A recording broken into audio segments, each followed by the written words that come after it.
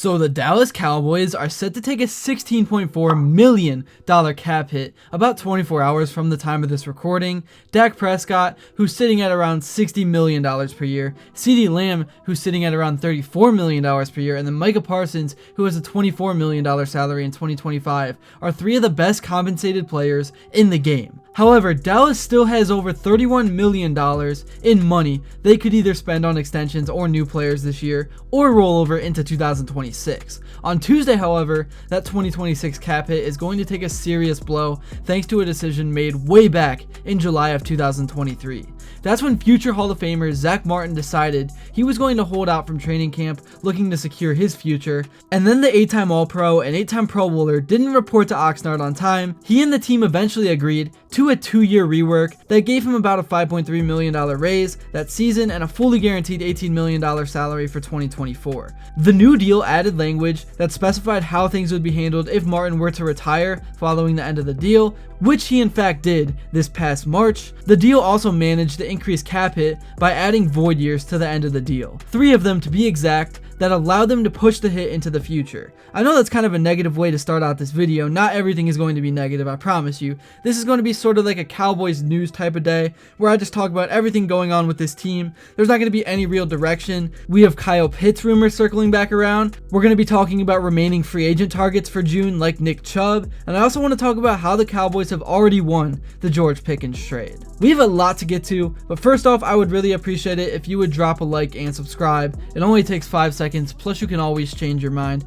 We are on the road to 60,000 subscribers, and with your support, I believe that we can get there super fast. Alright, so starting off with the Kyle Pitts rumors, I think at this point it's more than a long shot, but hey, it's June 1st, why not throw these shots up against the wall, because every now and then one of them sticks. This feels like a Jerry Jones move if I've ever seen one. Brian Schottenheimer looks like he would love to deploy more 12 personnel, 1 running back, 2 tight ends, and Luke Schoonmaker doesn't move the needle enough to not at least call about the availability of Pitts. The potential of a Pickens, CeeDee Lamb, Jake Ferguson, and Kyle Pitts offense would be something that Dak Prescott would dream about. Alright, moving on, I want to talk about the wide receiver 3 position because it's going to be something to follow this coming season now that the Cowboys have a 1-2 punch of CeeDee Lamb and George Pickens. Really, a lot of the pressure is taken off this number 3 spot, which I think is great, because now somebody can step in and can fill that role with no heavy expectations on their shoulders. The player who ultimately wins the role can be creative and can try to make things happen, and also opposing secondaries will not be able to focus on whoever is in that number 3 role as well, with all the attention being on CeeDee and Pickens. So let's talk about the candidates for the number 3 wide receiving role. The first guy who I think is the most ideal candidate for the number 3 spot is Kevontae Turpin. And why Turpin? Because he just signed a 3-year extension this offseason, meaning he's sticking around through 2027. You could also make a case for last year's 6th-round pick, Ryan Flournoy, as he also has 3 years left on his deal. Turpin is still the better choice because he's an all-pro returner, and if you're a Jalen Tolbert fan, it would be great to see him do well, but the timing would stink because he'll enter free agency next offseason. Paris Campbell is also an unfavorable choice since he's only on a 1-year deal. Jonathan Mingo or Jalen Brooks have 2 years left on their rookie deals, so one of them emerging would be okay, but still not as advantageous as a guy like Turpin. Sticking with the wide receivers, I mentioned in the intro how the Dallas Cowboys have already won the George Pickens trade. Let me tell you why. Basically, George admitted to forcing his way out of Pittsburgh with his social media posts. He did delete his tweets, but it's obvious he wanted out of Pittsburgh.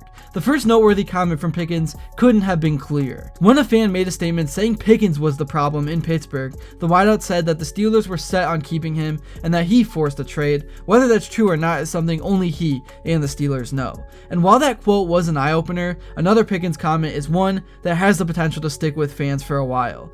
LMAO, I play for the Cowboys. Now stop reminiscing, bro, Pickens said, and trying to justify the trade. Y'all just lost another good player to fake reports like this one. Pickens essentially called all rumors suggesting he's a problem on the field fabricated, and that they were tricked into losing a good player because of fake news. Again, we don't completely know if that's really true or not. Obviously, Pickens isn't going to say he was traded because of off-field issues he was causing. Still though, without clarity from the other side, and especially with Pickens saying he forced a trade, there's reason to believe that Pickens is being completely truthful, and the Steelers might have let a great player walk out the door for pennies on the dollar. And say what you want about Pickens' off-field concerns, but on the field, he's a dynamic wideout who should make the Cowboys much better. He had 900 yards receiving in just 14 games played last season, and had 1,000 2,140 yards while leading the league with 18.1 yards per reception in 2023. He was able to accomplish this despite lackluster quarterback play and despite the Steelers not having a true number 2 receiver to take some of the pressure off. Now Pickens will catch passes from Dak Prescott in Dallas while playing alongside CeeDee Lamb, and no matter how you slice it, the situation in Dallas is a good one for Pickens to continue his development. Alright, moving on, to kind of get back on track with the news, we got some details on Donovan Wilson's knee injury. He has kind of been a name circling around as a potential post-June 1st cut, really mainly due to the fact that the Cowboys are deep at his position, but one thing stands true and is a fact. When Donovan Jackson has been on the field and has played well, so have the Cowboys. His injury is not viewed as a huge deal. He should be good to go for training camp. In 2024, he had 82 tackles, 4.5 sacks, and an interception, and played in all 17 games. And then in 2023, in 2 less games, he actually had more tackles with 88, but had no sacks. But he did have 2 interceptions, and then 2022 was the best season of his career thus far. Statistically, where in 17 games, he had 101 tackles and 5 sacks with an interception. So really, he has been solid and consistent. He is a name to follow over the next few weeks and months. More Cowboys news that is not related to football, but with Dak Prescott, is that he recently just had a baby. You probably already knew that if you follow his Instagram page. He made a post about it about 2 days ago. His daughter's name is Aurora, so drop a congrats in the comments. We will see if he can have one of those dad seasons. I forgot what they're called, but whenever you have a kid, you play super well. I'm just kidding, that's just like a theory. But this is his second kid, so it's not his first rodeo, but nonetheless, congrats to Dak, and I'm really hoping he can play well in 2025. The Cowboys need him to, and he just works so hard and has had such an up and down roller coaster of a career. Hopefully he can stay healthy and find his stride just as a fan of the game. Really, for the next month or so, there is going to be a lot of news going around. That's just the time of year it is. We of course had free agency where the Cowboys made some big pickups specifically for the backfield, and then there was the draft, the George Pickens trade. The Cowboys have been active. For the first time in a while, Jerry Jones has not just sat back and done nothing, and you know what everyone says, without change, nothing changes, but finally, there has been change, so it's going to be interesting to see if things are different for the Cowboys this year. But yeah, really right now, the wait is on for training camp, which begins on July 25th and goes through August 21st. Basically, it goes till the preseason. That's when we're going to learn a lot about the personnel on this team and who has what role. But yeah, let me know what you guys think about Kyle Pitts, or if there is any player being rumored to be picked up in free agency that you would like. I know Nick Chubb has been floating around. And also, let me know what your expectations are for the Cowboys in 2025. That's really all I have to say for this video. Thank you all so much if you made it to this point, and if you enjoyed and haven't yet, please be sure to drop a like and subscribe, and let me know what you would like to see next, and until then, I will see you all later.